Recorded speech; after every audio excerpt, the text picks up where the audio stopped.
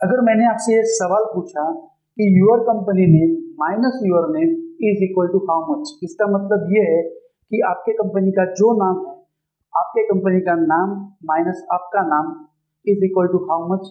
For example, आप या आपके पार्टनर जो भी है वो 5 या 6 महीने के लिए आपके कंपनी में नहीं आते हैं, तो आपके कंपनी की पोजीशन क्या होगी? आपके कंपनी की वैल्यू आपके बिना क्या हो सकती है? क्या उससे कुछ प्रॉब्लम हो सकते हैं? फॉर एग्जाम्पल, क्या आपका कलेक्शन कम होगा अगर आप आपकी कंपनी में 5 या 6 महीने के लिए नहीं आते हो?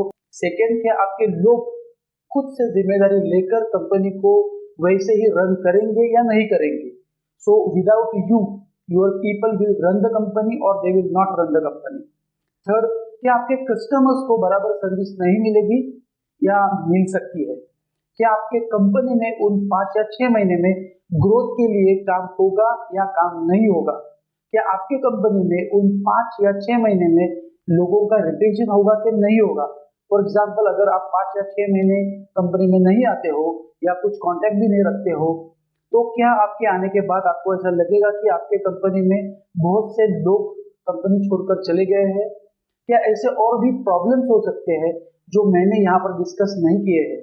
हाय, मेरा नाम है योगेश कोरी। पिछले 22 सालों से मैं सक्सेसफुल बिजनेसमैन हूँ।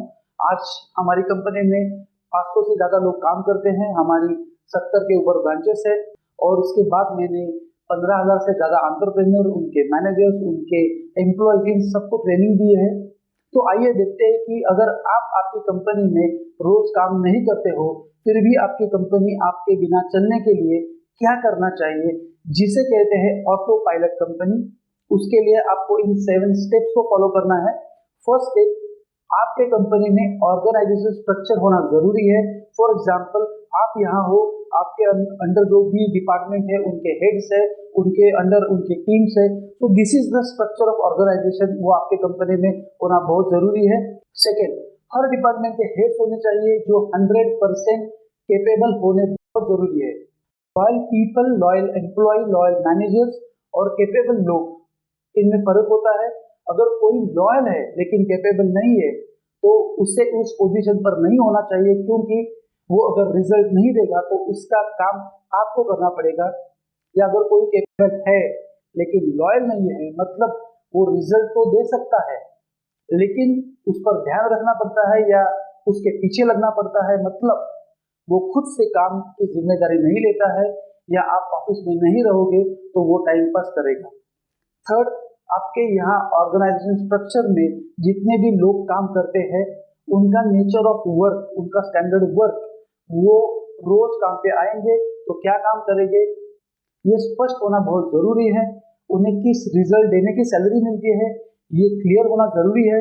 अगर कोई व्यक्ति काम छोड़कर जाता है या आप उसे निकालते हो, तो दूसरा कोई भी आएगा तो वो उसकी पोजीशन पे बैठेगा। तो आप ये ध्यान में रखो कि वो वही काम करेगा और वो वही रिजल्ट देगा जो आपने पहले से ही डिसाइड किया है। फोर्थ, आपके कंपनी में सिस्टम्स और प्रोसेस होनी चाहिए, मतलब आदमी आएंगे और आदमी जाएंगे, लेकिन उनके काम की एक डॉक्यूमेंटेड सिस्टम होनी चाहिए। हमारे यहाँ पर हर एक डिपार्टमेंट में जितने भी लोग काम करते हैं, वो जो भी पोजीशन पे काम करते हैं, तो उनका वो कैसे काम करेंगे, उनका स्टैंडर्ड वर्क क्या है, उनका नेचर ऑफ वर्क क्या है, इसकी रिटर्न डॉक्यूमेंटेड प्रोसेस है। आपके यहाँ पे हर एक पोजीशन पे काम करने वाले व्यक्ति की रिटर्न डॉक्यूमेंटेड प्रोसेस होनी चाहिए। आपके यहाँ पे जो भी काम होते हैं उसकी भी रिटर्न डॉक्यूमेंटेड प्रोसेस होनी बहुत जरूरी है।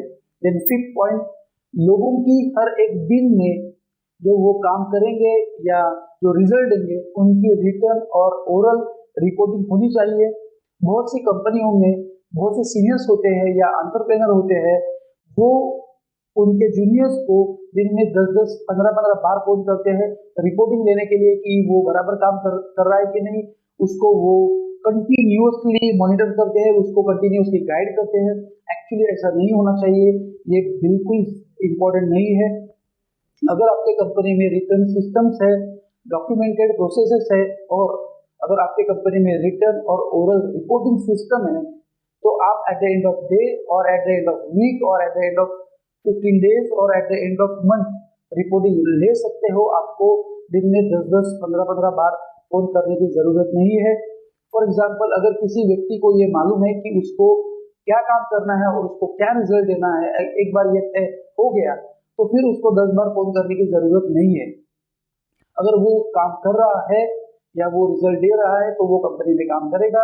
अगर वो काम नहीं कर रहा है और रिजल्ट नहीं दे रहा है, जो प्री डिसाइडेड रिजल्ट नहीं दे रहा है, तो वो कंपनी में काम नहीं करेगा। 6, लोगों का परफॉर्मेंस अप्रेजल हर महीने में या हर 3 महीने में या हर 6 महीने में या साल में एक बार कंपलसरी होना बहुत जरूरी है। परफॉर्मेंस अप्रेजल का मतलब ये है कि लोगों ने किए हुए काम का मूल्यमापन करना। उसके लिए लोगों के KRA और KPI क्लियर होने बहुत जरूरी होते हैं। KRA मतलब की रिजल्ट एरिया एंड KPI मतलब की परफॉर्मेंस इंडिकेटर। मेरे KRA और KPI के वीडियो में इसके बारे में मैंने डिटेल में बोला है। एंड 7, साल के अंत में लोगों का प्रमोशन या डिमोशन कैसे होगा, ये उन्हें उन सबको मालूम होना बहुत जरूरी है। क्या रिजल्ट देने से किसकी सैलरी कितनी बढ़ेगी, ये सबको क्लियर होना चाहिए। और जो रिजल्ट है और क्या रिजल्ट न देने से, अगर वो रिजल्ट नहीं दे रहे हैं, वो डिसाइडेड रिजल्ट अगर वो लोग नहीं दे रहे हैं तो उनको टर्मिनेट किया जाएगा, ये भी क्लियर होना बहुत जरूरी है। आप और ट्रेनिंग के वीडियोस जो मैंने बनाए हैं वो गूगल के प्ले स्टोर पर जाके द कॉर्पोरेट कोच इस ऐप को आप डाउनलोड कर सकते हो। अगर आपको ये वीडियो अच्छा लगा तो आप आपके जो एंटरप्रेन्योर दोस्त है उनको भेज सकते हो। आप अपनी टीम के साथ ये इस वीडियो को देख सकते हो। आप डे टू डे काम में as a entrepreneur, it's my humble request to you, आप डे टू डे काम में जितना बिजी रहोगे उतना आप कंपनी की ग्रोथ पर नहीं सोच सकते हो। आप आपकी कंपनी की ग्रोथ के लिए काम नहीं कर सकते हो। अगर आपके साथ आपके टीम मेंबर्स ये वीडियो देख रहे हैं तो मेरी ये रिक्वेस्ट है कि आप अगर टीम मेंबर्स हो तो आपके कंपनी के जो एंटरप्रेन्योर ओनर है उनको फ्री करो, उनके डे टू डे काम की रिस्पॉन्सिबिलिटी लो, उनको बड़े काम के लिए रिक्वेस्ट करो या उनको बड़े काम के लिए छोड़ दो, उनको ग्रोथ एंड डेवलपमेंट के लिए काम करने दो। आप डे टू डे काम की रिस्पॉन्सिबिलिटी आप ले सकते हो और उन्हें फ्री कर सकते हो। लोग मुझे अक्सर ये सवाल पूछते हैं कि कंपनी की ग्रोथ करना मतलब क्या करना। मेरे अगले वीडियो में आप जानोगे कि हार्वर्ड यूनिवर्सिटी के अनुसार कंपनी की ग्रोथ के 13 पैरामीटर्स क्या है और उसके लिए क्या करना पड़ेगा। इस वीडियो से आपने जो भी सीखा है तो आप डिस्कस करो, लिखो, पॉज करके फिर देखो।